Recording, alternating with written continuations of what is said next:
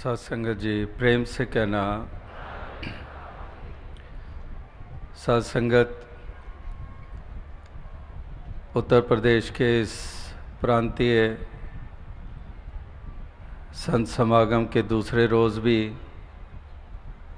वैसा ही आनंद, वैसा ही सुंदर वातावरण देखने को मिल रहा है, जहां आज दोपहर बाद से ही इस पंडाल में आप सभी लगन और तन्मयता के साथ उपस्थित हैं। इतने घंटे कल भी आज भी इस तरह से सत्संग में विराजमान रहना और एक एक शब्द का आनंद लेना, जो भाव, भक्ति, मानवता, परमार्थ, सत्य के ऊपर आधारित पूर्वी या हिंदी भाषा में, सिंधी भाषा, अंग्रेज़ी भाषा में, उत्तराखंड उत्तरांचल की कुमाऊनी या गढ़वाली भाषा में, नेपाली भाषा में, गुजराती राजस्थानी भाषा, ये सब आज और कल आपने ये सत्संग में श्रवण की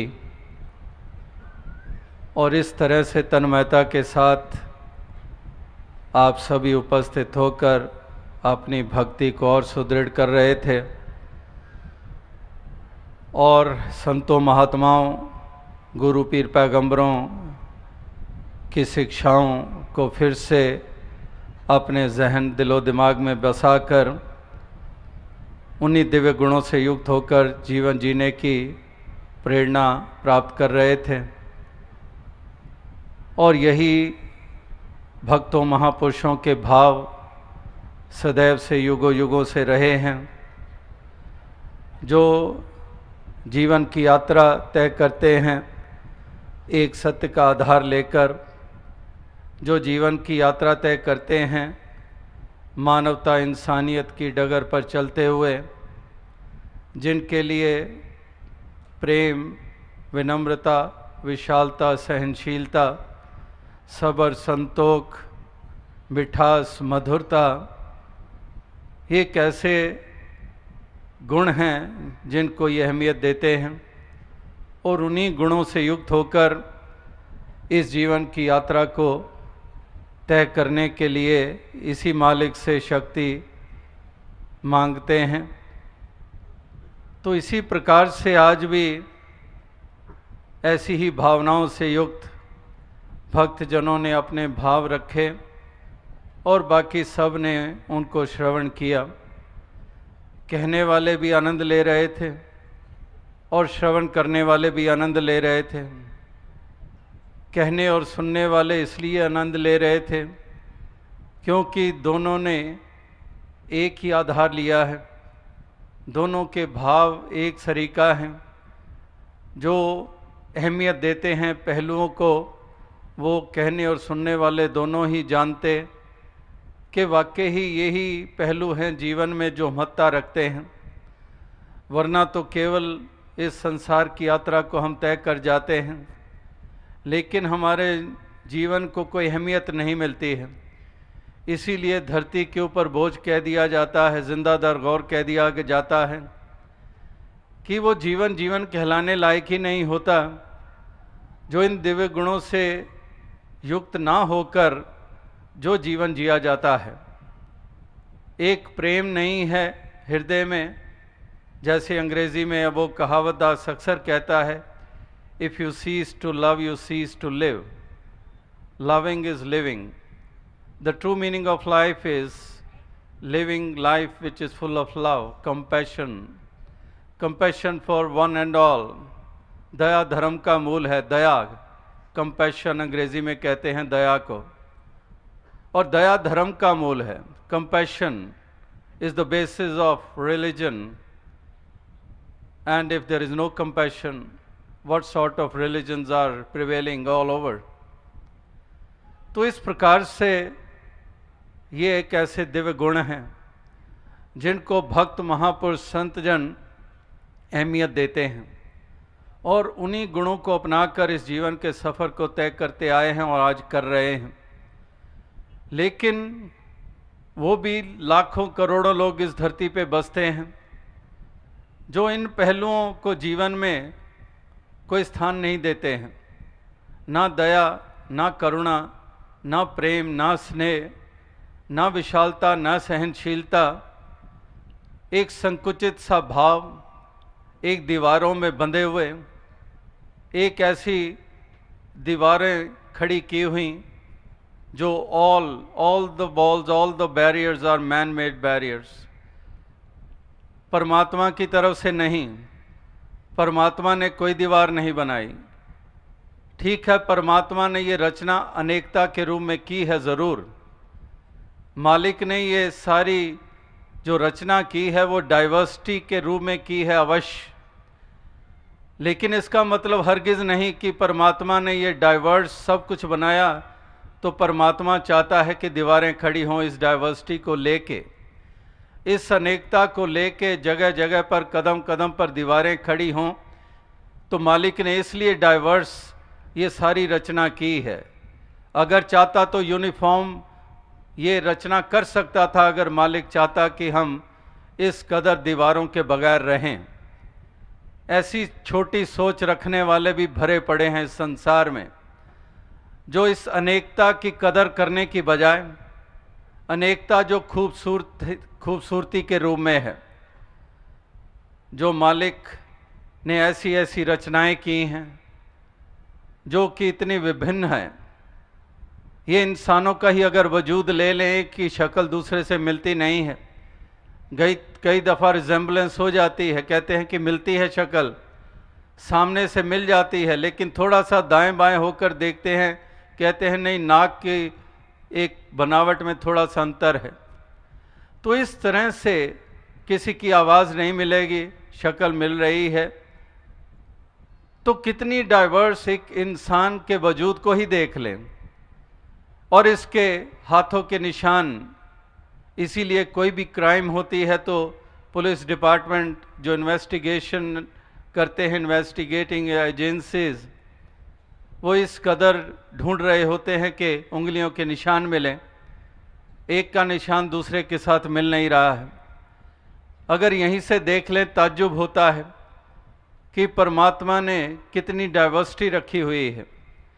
शक्ल सूरत नहीं मिलती है, चाल नहीं मिलती है, उंगलियों के निशान नहीं मिलते हैं, और यहाँ तक कि शरीर की गंध तक नहीं मिलती है। कोई भी क्राइम होती है तो कहते हैं कि स्निफर डॉग्स उनको हरकत में ले आए हैं कि ये कुत्ता सूंघ कर ही उस दिशा की तरफ बढ़ निकलता है जिस तरफ वो क्राइम करने वाला गया है। तो कितनी डाइवर्सिटी है। ये तो केवल इंसानों की बात हो रही है। 84 लाख योनियां, कितने कितने एक जल में जन्म लेती हैं योनियां, उसी जल में जीती हैं, वही मर खप जाती हैं।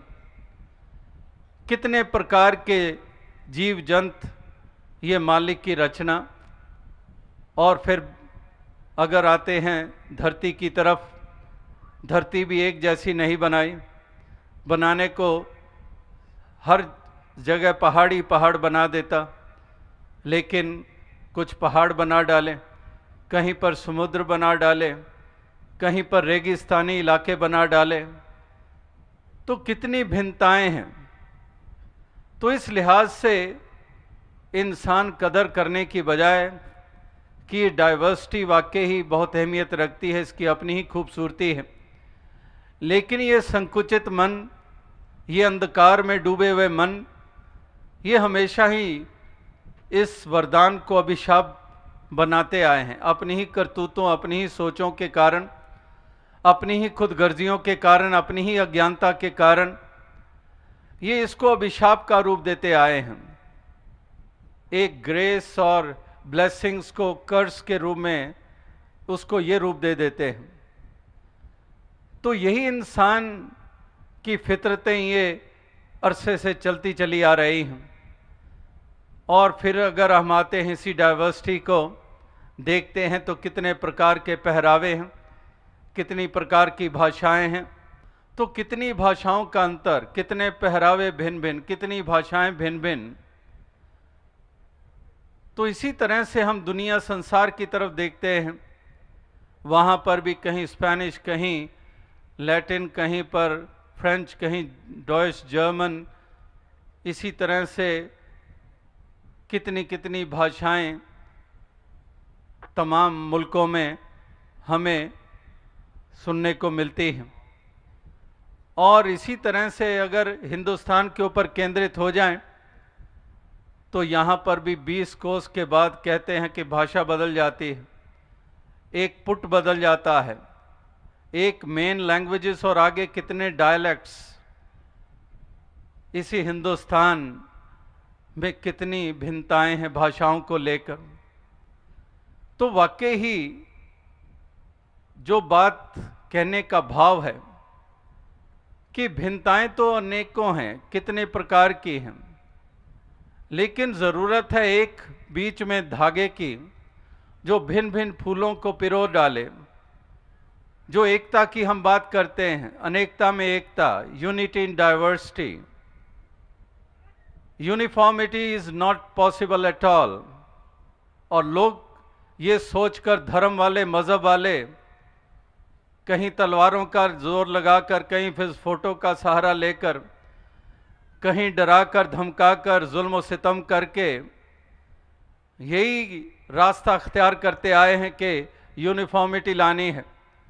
जैसा पहरावा हम पहनते हैं ये भी पहने, नहीं तो मौत की घाट। जिस तरफ रुक कर हम इबादत करते हैं ये भी उसी तरफ रुक कर लें। जिस दिन को हम पावन मानते हैं ये भी उसी दिन को पावन माने। जिस पैगंबर को, जिस गुरु को, पीर को हम मानते हैं ये भी उसी को माने, इत्यादि। इस प्रकार से जो भोजन हम करते हैं बाकी भी वही भोजन स्वीकार करें। तो ऐसे इंसान यूनिफॉर्मिटी लाने की कोशिशें करते आए हैं।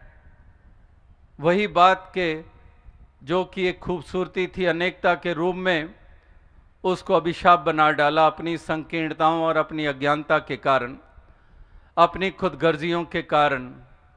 नहीं समझे गुरु पीर पैगंबरों के संदेशों को, नहीं समझे कि स्क्रिप्चर्स और धर्म ग्रंथों के पैगाम क्या हैं। अपने ही मायने दे डाले, क्योंकि पीछे कारण अज्ञानता और अपनी खुदगर्जियां हैं। अपनी ही उसको इंटरप्रिटेशन देकर इंसान और इंसान के दरमियान दीवारें खड़ी कर दी। तो इस तरह से एक नज़र, ऐसे नज़रिए ये इंसानों के ये लगातार कहर ढा रहे हैं। इस कदर कभी भी उन्होंने वो पॉजिटिव अप्रोच कभी बनाई नहीं है, कभी वो सकारात्मक रवैया अख्तियार नहीं किया है। हमेशा ही नकारात्मक रवैये इनके कदम कदम पर रहे हैं। कल भी दास ने इसी आगरा नगर के मशहूर ताजमहल, जो कि विश्व भर में मशहूर है, आज भी जिक्र हुआ, जो प्रेम का प्रतीक माना जाता है, जो इतिहास, जो उसका कारण इस ताजमहल के वजूद में आने का बताया जाता है। और वो शायर की बात भी दास ने दोहराई जो बचपन से हम सुनते आ रहे हैं कि सारी दुनिया को मोहब्बत की निशानी दी है। उस शहंशाह का जिक्र हुआ कि बना के हसीन ताजमहल सारी दुनिया को मोहब्बत की निशानी दी है। लेकिन अन्य स्थान पर शायर ने इस तरह से भी कह डाला कि शहंशाह ने ये ताजमहल बनाकर हम गरीबों की मोहब्बत का उड़ाया है मजाक। ये भी शायर ने कह डाला। अब जब उस शाहजहां ने, उस शख्स ने जब इस प्रकार से वो इमारत बनाने का ध्यान आया, तो क्या उसके मन में ये ध्यान था, ख्याल था कि मैं ये बनाकर गरीबों का मजाक उड़ाऊं? नहीं, उसका केवल वो प्रेम जो मन में बसा हुआ था उसी से प्रेरित हुआ और वो बना डाला। और दूसरी तरफ नकारात्मक भी एक अप्रोच, एक विजन। इसीलिए कहा गया है जैसी दृष्टि वैसी सृष्टि। जिस तरह के रंग के ऐनक हम पहन लेते हैं वही कुछ हम देखते हैं। इस प्रकार से ये हमारी भेद वाली दृष्टि है, ये हमारी नकारात्मक रवैये हैं जिन्होंने धरती को स्वर्ग नहीं बनने दिया है। मालिक ने तो धरती स्वर्ग बनाई है।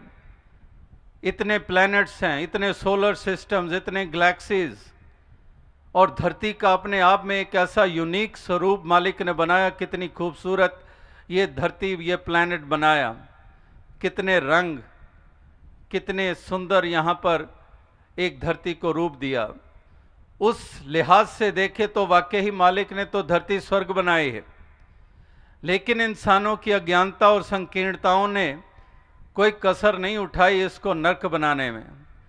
इसीलिए हम कह देते हैं कि ये तो नर्क बन गई है, ये मोहल्ला नर्क बन गया है, इससे तो शिफ्ट कर जाएं, कहीं मूव कर जाएं, अपने मकान को बदल डालें। यहाँ तो नर्क बना डाला है। आए दिन दंगे फसाद, आए दिन लड़ाई झगड़े, गाली गलौच, छीना झपटी, लूट मार। इस प्रांत को बदल डालें, इस मुल्क से पलायन कर लें, किसी और मुल्क में चले जाते हैं, यहाँ पर पीसफुल एटमॉस्फेयर हैं, तो ऐसा भी कहना पड़ता है, मजबूर हो जाते हैं। तो धरती को स्वर्ग मालिक की तरफ से तो बनाया गया, इसको जब ये रूप दिया गया। लेकिन महापुरुषों, गुरु पीर पैगंबरों का क्या काम, उनका क्या रोल आखिर? काहे को इस संसार में अवतरित होना और फिर आगे से संसार के जुल्मों से सितम भी सहने? आखिर उनके योगदान, उनका एक महत्व क्या? महत्व यही कि इंसान इस बात को समझें और ऐसी एक दृष्टि को प्राप्त करें और उसी दृष्टि से देखें, और उस दृष्टि से देखें जो भेद वाली दृष्टि नहीं है, और इस अभेदता के भाव से युक्त होकर वो इस संसार में विचरण करें, और तभी ये धरती स्वर्ग बन सकती है। तो इसी धरती को जन्नत बनाने के लिए, इसको स्वर्ग बनाने के लिए ये महापुरुषों की मति, ये महापुरुषों की शिक्षाएं, ये गुरु पीर पैगंबर और औलियाओं के जो कॉल हैं, उनको अपनाने की ज़रूरत है। और अगर वाकई इसको अपना लिया जाए, जैसे पिछले 30 बरस से वो पंक्ति दास दोहरा रहा है, और अक्सर दास पंक्तियां दोहराता है, बार बार उसको दोहराता है, और वो एक साधारण सी पंक्ति कि हम महापुरुषों को तो मानते हैं लेकिन महापुरुषों की नहीं मानते। हम हज़रत मोहम्मद साहब को मानते हैं, की नहीं मानते। हम राम जी को मानते हैं, राम जी की नहीं मानते। हम श्री गुरु नानक देव जी को मानते हैं, उनकी नहीं मानते। को और की में केवल मात्रा का अंतर नहीं है, ज़मीन आसमान का अंतर है। को मानना हर कोई मान रहा है, श्रद्धा, आस्था, उनके जन्मदिन, उनके जन्म स्थल, कहीं पर कुछ देर रुके, वहाँ पूजा स्थल बना डाले, वहाँ बंदगी इबादत कर डाली। महापुरुषों को मानने में तो कोई कसर नहीं, लेकिन गिनने बैठ जाएं कि महापुरुषों की कितने मानने हैं, बहुत मुश्किल हो जाता है, बहुत कम गिनती। को मानने वालों की भरमार, की मानने वाले चंद, और वो चंद ही हैं जो धरती के लिए वरदान, जो गुरु पीर पैगंबरों को मानने के साथ उनकी भी मान रहे हैं। अगर हजरत ईसा मसीह जी को मान रहे हैं तो की कितने मान रहे हैं, उनकी कितनी मान रहे हैं? अगर उन्होंने कहा कि लव दाय नेबर, अगर वो कह रहे हैं लव इज गॉड, अगर ये कहा गया है कि I did not know how to worship till I knew how to love, प्यार की बात, मोहब्बत की बात, खलूस की बात, ये सब पैगंबरों ने यही तो पाठ पढ़ाया। 2.5 अक्षर प्रेम के पढ़े सो पंडित होए। किस पैगंबर ने नफरत का पाठ पढ़ाया? किसने पढ़ाया? किसी ने भी नहीं। तो अगर ये पाठ पढ़ लिया गया तो सोचे तो सही कि ये पैगंबर जिसके प्रति श्रद्धा रखता हूँ उनका पाठ तो है नहीं, और अगर मैं ये पाठ पढ़ गया हूँ तो ये आखिर पढ़ाया किसने है? ये सज्जन तो हो नहीं सकता जिसने मुझे नफरत का पाठ पढ़ा डाला। ये धर्मी तो हो नहीं सकता, ये तो मेरा मित्र हो नहीं सकता, ये मेरा हितैषी हो नहीं सकता। इसने तो वो पाठ पढ़ा डाला जो जिसके प्रति श्रद्धा रखता हूं, उस पैगंबर का पाठ वो तो है नहीं है। तो इतना सा भी अगर हम सोचने को तैयार नहीं तो हमारी अकल आखिर चली कहां गई है? इतना सा भी हम सोचने को तैयार नहीं और भागते चले जा रहे हैं, मातम फैलाते चले जा रहे हैं, कहर ढाते चले जा रहे हैं, लड़ते मरते मराते चले जा रहे हैं, नारे बुलंद किए और कितनों को मासूमों को मौत की घाट उतार डाला। 2 महीने का बच्चा माँ गोद में उठाई है, कोई दर्द नहीं, दोनों को जला डाला, भून डाला। क्या यही पैगंबरों का पढ़ाया पाठ? वहाँ तो 2.5 अक्षर प्रेम के पढ़े सो पंडित होए, कि पोथी पढ़ पढ़ जग मुआ पंडित भया ना कोय। पोथियाँ पढ़ पढ़ कर हमने सोच लिया कि हम पंडित हो गए, हम मौलवी हो गए, हम बंदगी इबादत वाले हो गए, हम ऊंचे जाति वाले कुल वाले हो गए। ऊंचे कुल का जन्मया करनी ऊंच ना होए। ये ऊंचाइयाँ काहे की हैं? ये कौन सी हैं? ये सूझ और कैसी है? ये समझदारी कैसी है? तो यहाँ पर यही कबीर जी कहते हैं कि पोथी पढ़ पढ़ जगमुआ पंडित भया ना कोई। पोथियाँ पढ़ पढ़ के हार गए लेकिन पंडित ना बन पाए। लेकिन पंडित वो बन गया जिसने 2.5 अक्षर प्रेम के पढ़ लिए। उसने पोथियाँ नहीं पढ़ी। उससे पूछ लो, रामचरितमानस पढ़ा है? नहीं पढ़ा है। कुरान पढ़ी है? नहीं पढ़ा है। बाइबल पढ़ी है? नहीं पढ़ी है। गुरबाणी पढ़ी है? नहीं पढ़ी है। कुछ भी नहीं पढ़ा है, लेकिन प्रेम ऐसा उसका स्वभाव बन गया है, किसी से नफरत नहीं करता है, प्रेम ही करना जानता है। तो उसको हम पंडित कहें या उनको पंडित कहें जिन्होंने पोथियां तो पढ़ डाली लेकिन मन में जहर भरे हुए हैं? ये दूसरी कौम वाला, ये दूसरे मजहब वाला, ये दूसरी जाति वाला, उनको पंडित कहें या उनको पंडित कहें जिन्होंने एक भी धर्म ग्रंथ नहीं पढ़ा लेकिन प्रेम करना जानते हैं? और यही तो समझने की बात है। यही तो कुछ परिभाषाएं हैं धर्म की और मजहब की। यही तो परिभाषाएं हैं कुछ जीवन की। इन परिभाषाओं के ऊपर अगर खरे नहीं उतरे तो वही कसौटी जैसे सोने को परख देती है। अगर कसौटी, अगर सोना नहीं है तो वो भी कसौटी ने बता देना है। कसौटी ने अगर ये बताना है कि ये सोना है तो कसौटी ने ये भी बता देना है कि ये सोना नहीं है। तो इसी तरह से जो परिभाषाएं हैं इनके ऊपर खरे उतरें सभी, यानी कि जो ये दर्शाएं कि वाकई ही ये भक्त हैं, ये बंदगी वाले हैं, इबादत वाले हैं, ये प्रभु प्रेमी हैं, क्योंकि ये प्रेम करना जानते हैं, क्योंकि ये नफरत का दामन नहीं पकड़ते हैं, क्योंकि ये पगड़ी और टोपी का नाम लेकर लड़ते झगड़ते नहीं हैं, क्योंकि ये कदर करते हैं इस अनेकता की और ये मिलजुल कर रहना जानते हैं और चाहते हैं कि सभी मिलजुल कर रहें, जिसको हम मानव एकता कहते हैं, जिसको हम यूनिवर्सल ब्रदरहुड कहते हैं। तो इस प्रकार से कहने का भाव, जो एक नारा जो मिशन की तरफ से ही दिया गया था, जो एक कुछ बरस पहले जब न्यू ईयर आया तो मिशन की तरफ से जो ग्रीटिंग कार्ड्स छापी गई उनमें एक स्लोगन दिया गया, पीस नॉट पीसेस। पीस यानी कि शांति, नॉट पीसेस यानी कि टुकड़े नहीं।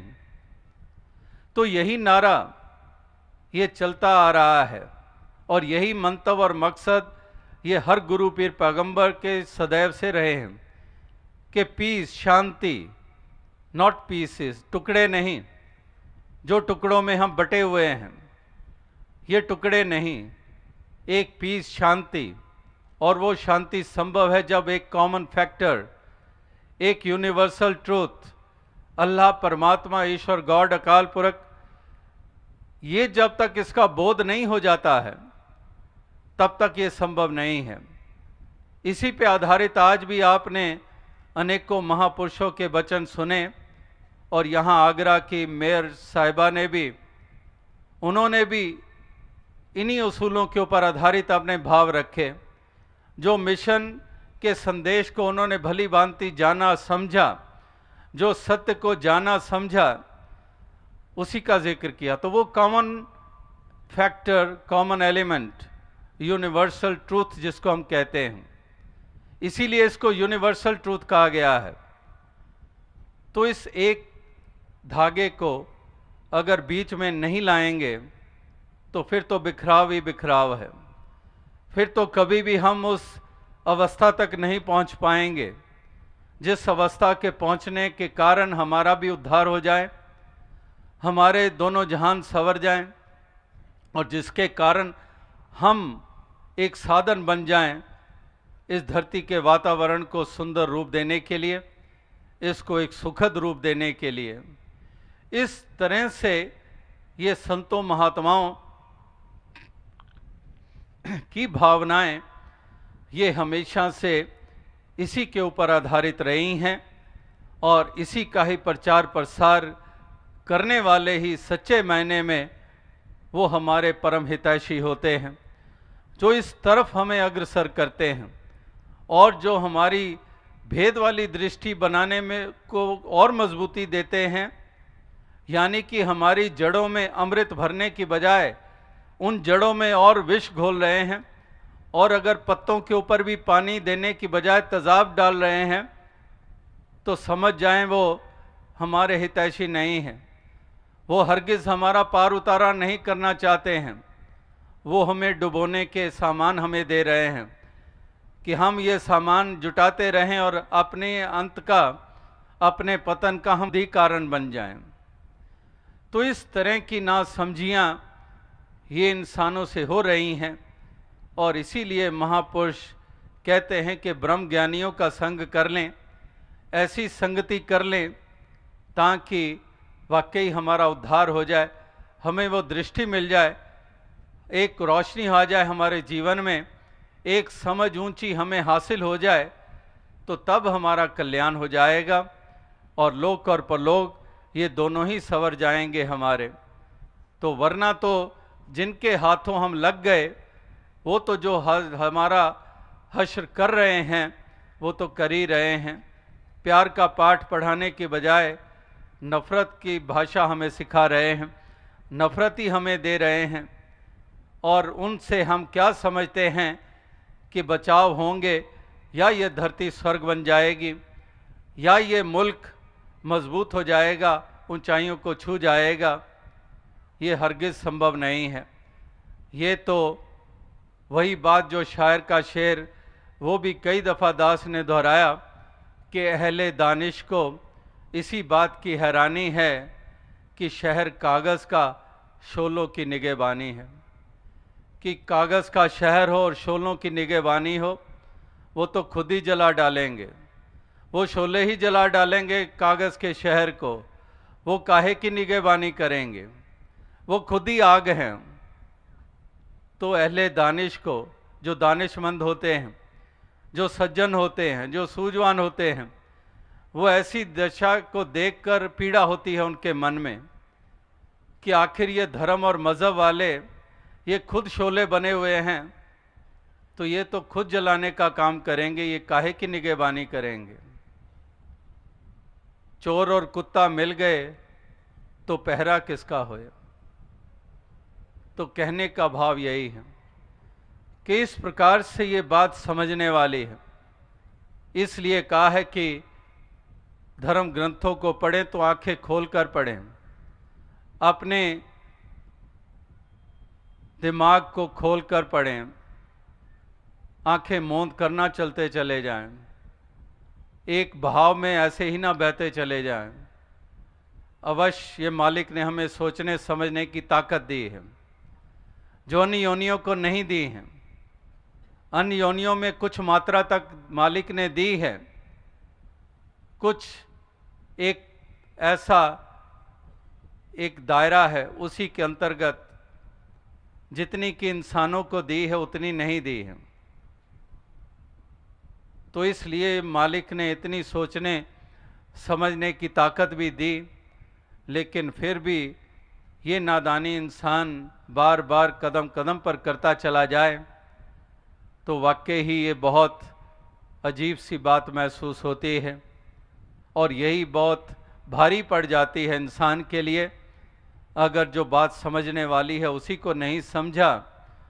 जिस हकीकत को देखने के लिए आंखें अगर खोली ही नहीं तो फिर ये इंसान के लिए भारी पड़ जाता है। तो इसलिए इंसानों को ही ये चेतावनी ये बार बार ये दी जाती है, ये जागृति दी जाती है कि इंसान इस बात को समझें और वाकई उस मार्ग पर चल निकलें, जो मार्ग मानवता का मार्ग है, जो प्रेम का मार्ग है। तो यही प्यार, यही प्रेम का जिक्र केवल कोई लैला मजनू या हीर रांझा की बात नहीं, ये केवल ताजमहल के बनने के पीछे वो प्यार की बात नहीं। ये प्यार मानव का मानव के प्रति, ये प्रेम हर किसी के प्रति, एक ये प्यार हर हृदय में घर कर जाए, ये प्रेम रोम रोम में रच जाए। प्रेम प्याला जो पिए शीस दक्षिणा दे, लोभी शीस ना दे सके नाम प्रेम का ले। ये प्रेम ऐसी धारा कि प्रेम प्रेम हर कोई कहे, प्रेम न जाने कोय, आठ पहर बहता रहे प्रेम कहाए सोए। तो इस प्रकार से प्रेम की गंगा बहाते चलो, ये बचपन से हम सुनते आ रहे हैं कि प्रेम की गंगा बहानी है। प्रेम में ही अपने रोम रोम को हमने रचा लेना है, रंगा लेना है। इस प्रकार से हम प्रेम में हो जाएं। अगर मालिक की अंश हैं तो अगर ये मालिक को ही हम प्रेम में कह रहे हैं कि love is God, if we are saying love is God, means that God is full of love, God permeates love, God is the source of love, God is the entity which we by other name which mention it as love, and we being the soul from that very over soul which is love, then why don't we make our entity as such that is love? Why don't we be recognized as love? तो इस प्रकार से अगर परमात्मा प्रेम का स्वरूप है तो उसकी अंश क्यों ना प्रेम का स्वरूप बने। तो यही तो गुरु पीर पैगंबरों की देन के इंसानों के आगे से वो पर्दा हटाया ज्ञानता का, वो जो आवरण था वो हटाया, और ऊपर ऊपर से जो फजूल का था उसको एक तरफ कर दिया और उसको अपने असली वजूद में ला खड़ा कर दिया, जो कि वाकई ही प्रभु के अंश के रूप में, जो केवल डिवाइन, जैसे अंग्रेजी में वो पंक्तिदास अक्सर कहता है कि we are not human beings having divine experience, but rather we are divine beings having human experience। कि हम ये नहीं है कि हम एक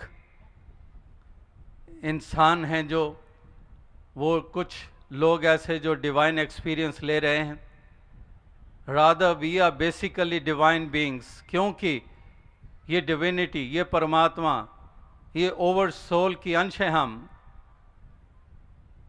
इसकी अंश हैं जो डिवाइन है, इसकी अंश हम भी डिवाइन है। लेकिन ये ऊपर अज्ञानता का जो पर्दा है, ये जो आवरण है, इसने ही अंधकार कर दिया। जैसे दास वो मिसाल अक्सर देता है, ये अगर बाहर वैर वास्ते हमें देखने को मिलते हैं, ये शैतानी चालें हमें देखने को मिलती हैं, ये तो इस तरह से हैं जैसे एक कोई बल्ब हो, उसमें लाइट हो, उसमें पावर पहुंच रही हो, लेकिन उसी बल्ब के ऊपर हम काले रंग का कपड़ा लपेट दें। अब काले रंग का कपड़ा लपेट दिया तो बाहर क्या? अंधकार ही अंधकार। इसी मिसाल को, साधारण सी मिसाल है, इसी उदाहरण को ले लें कि वाकई हम अंश आत्मा के रूप में परमात्मा की अंश हैं, which is divine, and we part of being this divine over soul, we the souls are also divine. But this ignorance, the cloth, the black cloth of ignorance, of selfishness, that is wrapped all around. Although we are being divine, but that divinity is not being reflected by our actions, by our behaviors. So that's what has to be done. इस आवरण को हटाने की ज़रूरत है, इस पर्दे को हटाने की ज़रूरत है, और वो जो मूल रूप में जो हमारी जो अस्तित्व है असली, उसको सामने लाने की ज़रूरत है। और जिन संतों महात्माओं का हम जिक्र करते हैं, वो वही हैं जो अपने असली रूप में स्थित हो गए थे। वो चाहे कबीर जी, चाहे बुल्ले शाह जी, चाहे वो शबरी, चाहे वो हनुमान जी, चाहे वो कोई भी ऐसे रूप हों, वो वही हैं जो अपने असली रूप में स्थित हो गए थे। वही हैं जिन्होंने इस प्रकार से महक की महक चारों तरफ बिखेरी, और आज तक वो महक कायम है। तो आज जीने वालों को भी यही बात समझनी है, इसी बात को पकड़ना है। ये तमाम प्रकार की हील हुज्जतों को एक तरफ करना है, ये तमाम प्रकार की दलीलों को एक तरफ करना है। कल भी दास ने जिक्र किया कि कितने कितने हील हुज्जत करने वाले वो करते आए हैं। गौतम बुद्धा जी के सामने हील हुज्जत करने वाले, तमाम पैगंबरों के सामने हील हुज्जत करने वाले ये रहे हैं, और उसी हील हुज्जत और उसी अहम के कारण उनके हिस्से में क्या आया है? फरिश्ते तक भी ये भूल कर बैठे। जब खुदा ने जब ये इंसान का वजूद बनाया, तो ये खाक का पुतला बनाया, और जब फरिश्तों को कहा कि ये मैंने स्वरूप बनाया, इसको सिजदा करो, सब फरिश्तों ने हुक्म बजा लाए वो।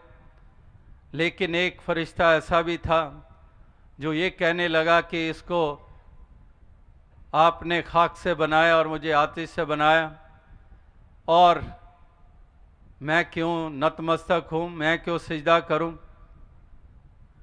तो वो भी भूल कर बैठा, और उसका नतीजा कि गया इबलीस मारा। एक सिजदे के ना करने से हज़ारों बरस सिजदे में सर मारा तो क्या मारा? हज़ारों बरस अगर फरिश्ता खुदा के आगे नतमस्तक होता रहा, लेकिन खुदा ने जिसके आगे नतमस्तक होने के लिए कहा, उसके आगे नतमस्तक ना हुआ, तो वो हज़ारों बरस बेकार चले गए। तो ये हील हुज्जतें ये पैगंबरों के साथ, और यहाँ फरिश्ते खुदा के साथ भी कर सकते हैं। ये कितनी बड़ी भूल है। ये बार बार महापुरुष अनेकों ढंगों से ये समझाते हैं। तो इस प्रकार से ये दलीलें और ये हुज्जतें ये इंसान को ये भी कारण बन जाते हैं। इंसान पिछड़ जाता है, इंसान रह जाता है। तो कोई ना रह जाए, सबका पार उतारा हो जाए, यही महापुरुष संत जन ये सदैव से ये जतन करते आए हैं, ये प्रयास करते आए हैं ताकि हर इंसान इस बात को समझ जाए और ये उभर जाए उस अवस्था से जो अवस्था एक डुबोने का कारण बनती है।